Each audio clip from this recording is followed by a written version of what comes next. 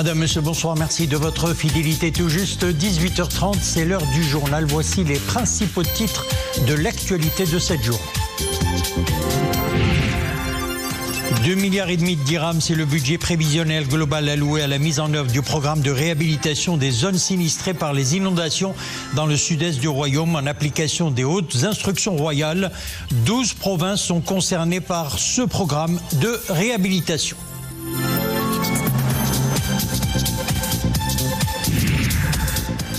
À New York, le Maroc et le Danemark réaffirment l'importance stratégique de leurs relations bilatérales dans le communiqué conjoint adopté à l'issue des entretiens entre les ministres des Affaires étrangères des deux pays. Le Danemark considère le plan d'autonomie présenté par le Maroc en 2007 comme une contribution sérieuse et crédible. La page sport, nous la consacrons au mondial de futsal. C'est fait, les Lions de l'Atlas ont poinçonné leur ticket pour les quarts de finale du mondial 2024 en Ouzbékistan aux dépens de l'Iran. 4-3. Le Maroc atteint le même stade de compétition que l'édition 2021 en Lituanie. Ironie du sort, ils affrontent le même adversaire, à savoir le Brésil. Nous écouterons les impressions du sélectionneur national Hicham Dik. En application des hautes instructions royales, le gouvernement a lancé un programme de réhabilitation des zones sinistrées par les inondations dans le sud-est du Royaume en raison des précipitations importantes et exceptionnelles qui ont occasionné des pertes humaines et des dégâts matériels dans plusieurs provinces du Royaume. C'est ce qu'indique un communiqué du département du chef du gouvernement. Il s'agit des provinces de Rachidia, Midelt, Ouarzazate, Tinghir, Zagora, Figuig, Jarada, Tsaroudin, Tata, Tiznit, Gelmim et Assazag. Sophia Fegrout. 2,5 milliards de dirhams. C'est le budget prévisionnel alloué à la mise en œuvre du programme de réhabilitation des zones sinistrées par les inondations dans le sud-est du Royaume. Conformément aux hautes directives de Sa Majesté le roi Mohammed VI, le gouvernement a mobilisé tous les moyens humains et logistiques pour répondre de manière rapide et efficace aux besoins de la population sinistrée. Les différents départements ministériels concernés sont mis à contribution afin d'assurer la bonne mise en œuvre de ce programme ambitieux. Concrètement, il s'agit d'un soutien et d'un accompagnement qui seront mis en place pour la reconstruction et la réhabilitation des édifices et habitations sinistrés.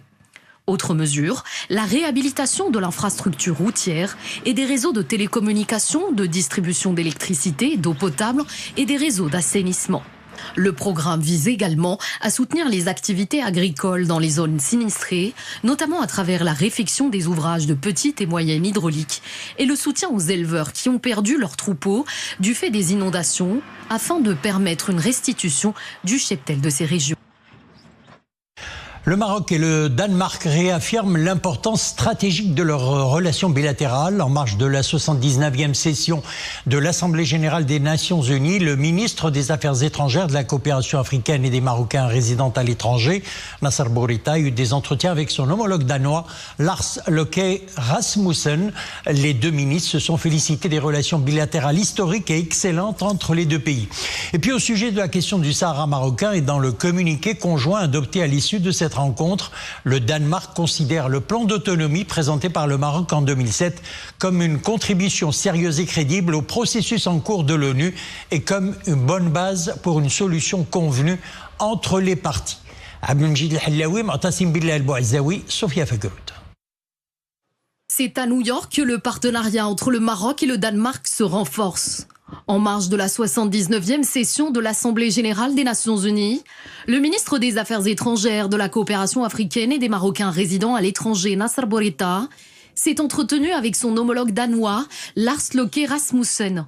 Dans le communiqué conjoint adopté à l'issue de cette rencontre, le Danemark considère le plan d'autonomie présenté par le Maroc en 2007 comme une contribution sérieuse et crédible au processus en cours de l'ONU.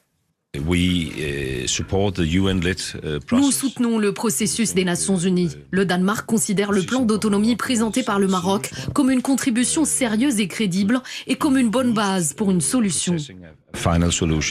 La rencontre a été l'occasion de discuter des engagements communs visant à renforcer davantage le partenariat entre les deux pays dans tous les domaines d'intérêt commun, notamment en matière de commerce et d'investissement, de migration et de développement.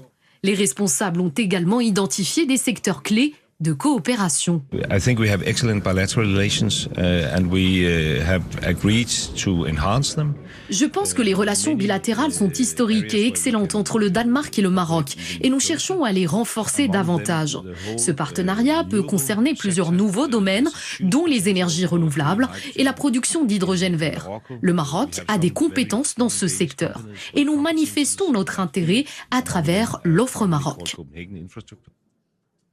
Les énergies renouvelables, la technologie relative à la gestion de l'eau et la logistique, autant de secteurs porteurs que le Maroc et le Danemark sont prêts à explorer ensemble pour un partenariat gagnant-gagnant. Journée scientifique relative à l'évaluation des ressources en eau. Journée organisée sous le thème « Évaluation des ressources en eau dans un contexte de changement climatique ». La rencontre a été tenue en présence du ministre de l'Équipement et de l'eau, Nizar Baraka, et de plusieurs experts nationaux et internationaux. Firdaous Lahrash, Amin Sharqawi. Le commentaire est signé Sofia Fagerout. Quelle source d'eau? Pour quel volume? C'est le cœur de cette journée scientifique, organisée par le ministère de l'Équipement et de l'eau. L'occasion de faire le point sur les efforts du Maroc en matière de gestion des ressources hydriques. En l'occurrence, l'accélération du rythme de construction des barrages, l'interconnexion entre les bassins, l'autoroute de l'eau et le dessalement de l'eau de mer, conformément à la vision royale. Mais c'est bien la situation des eaux souterraines qui exige à présent une mise en lumière. من ضروري أن نعمل على أولا استعمال الوسائل. Nous devons déployer des moyens avancés pour connaître le volume de cette nappe phréatique, d'autant plus que cette nappe a été surexploitée sur fond de sécheresse, mais à cause aussi de certaines pratiques. Grâce à ces données, nous pourrons assurer une meilleure gestion de ces eaux, une gestion intégrée grâce à des contrats qui seront établis dans tous les bassins. Et pour mesurer ces volumes d'eau, mis à mal par des années de sécheresse et de surexploitation, l'on fait appel à la science. Car contrairement aux retenues des barrages, les eaux souterraines sont bien cachées, donc difficiles à calculer.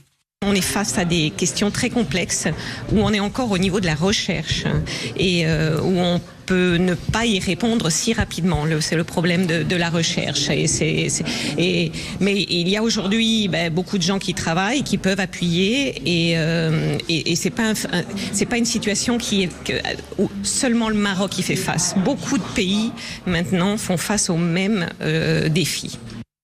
Et aux défis communs, des actions communes. D'où la nécessité d'un soutien et d'une expertise venue d'ailleurs. Le Maroc a une très longue période de sécheresse maintenant et le rôle de l'Organisation météorologique mondiale consiste à appuyer les pays dans en gros le calcul des crues et des sécheresses possibles avec des méthodes internationales.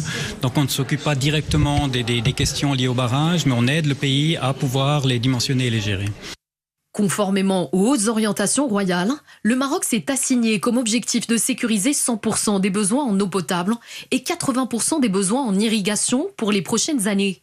Mais ceci demande une mobilisation de tous les acteurs et de l'ensemble des citoyens, car aucune politique n'est assez efficace sans une gestion durable de l'eau.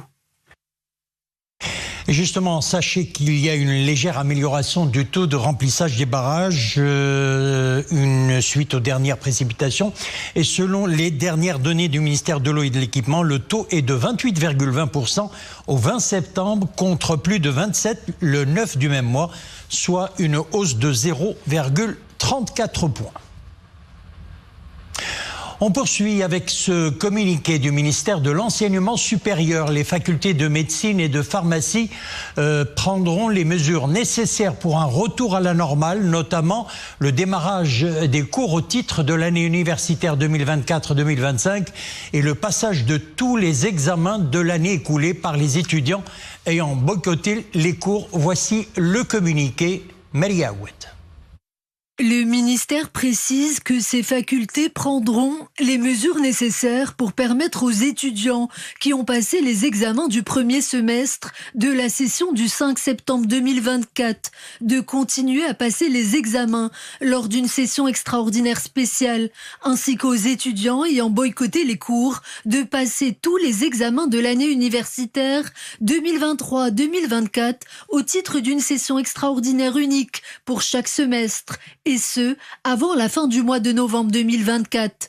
De même, la note 0 sera annulée pour les étudiants n'ayant pas passé les examens et sera remplacée par les notes obtenues lors des sessions extraordinaires, ajoute la même source, faisant savoir que les délibérations des résultats des examens en vue de l'inscription dans les années suivantes se feront sur la base des notes obtenues lors des sessions normales et extraordinaires, sans prendre en compte la condition de l'achèvement des stages.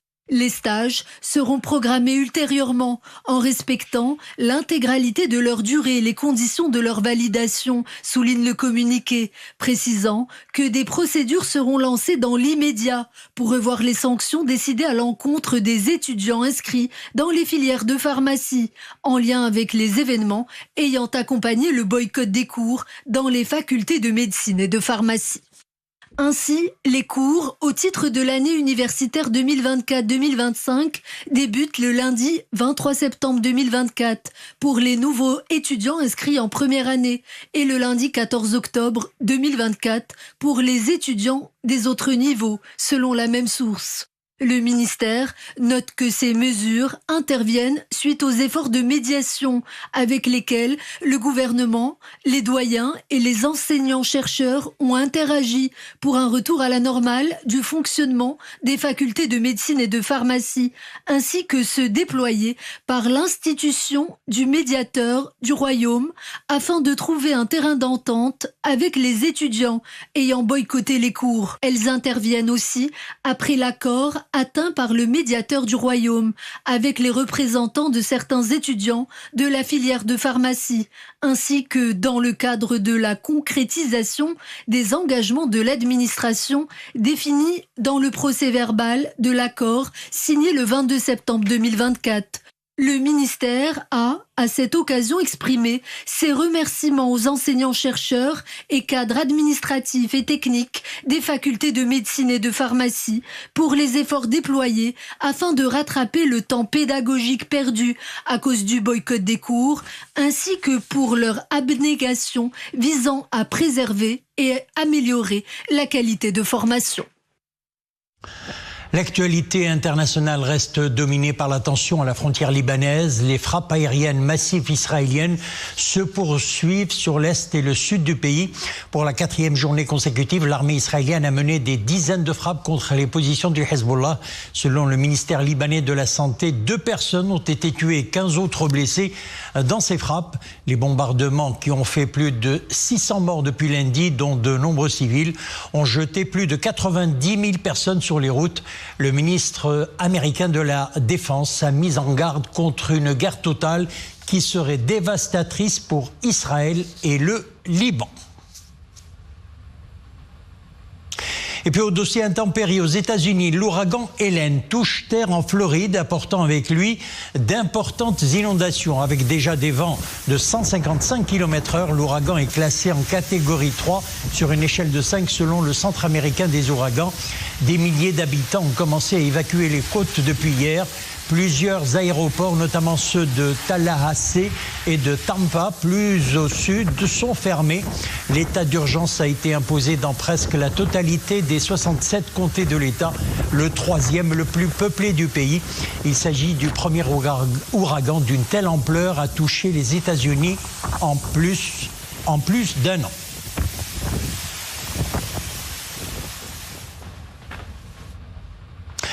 On passe au sport mondial de futsal. Le Maroc en quart de finale. Les Lions de l'Atlas se sont qualifiés en s'imposant face à l'Iran 4-3 en match des 8e de finale disputé au complexe sportif universel de Bukhara en Ouzbékistan.